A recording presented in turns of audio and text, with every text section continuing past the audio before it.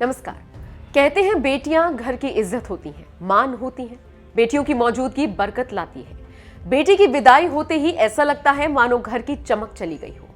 लेकिन क्या कभी आपने सोचा है कि जब बेटी की शादी होती है तो कन्यादान क्यों किया जाता है? बहुत से लोग इस पर चर्चा कर चुके हैं, सवाल उठा चुके हैं कि बेटी कोई सामान नहीं जिसे दान किया जाए, तो फिर कन्यादान क्यों? कुछ वक्त पहले एक आलिया भट्ट का एड आया था जिसमें वो यही सवाल उठा रही थी। हालांकि उस एड पर तो काफी बवाल हुआ था।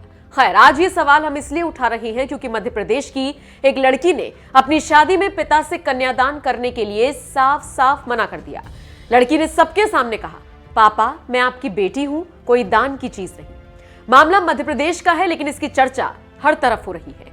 दरअसल एमपी के नरसिंहपुर जिले के जोबा गांव में एक महिला आईएएस ऑफिसर की शादी सुर्खियों में है।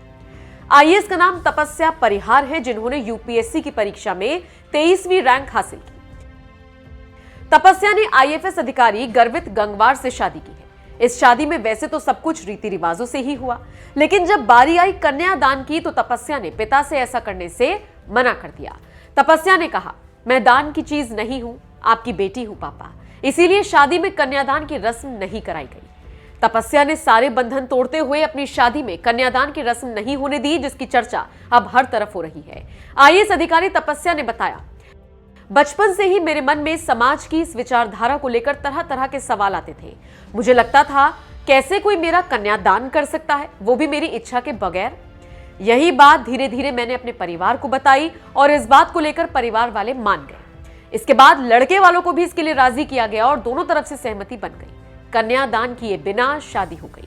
तपस्या ने कहा, दो परिवार आपस में मिलकर विवाह करते हैं तो फिर बड़ा छोटा ऊंचा नीचा होना ठीक नहीं, क्यों किसी का दान किया जाए।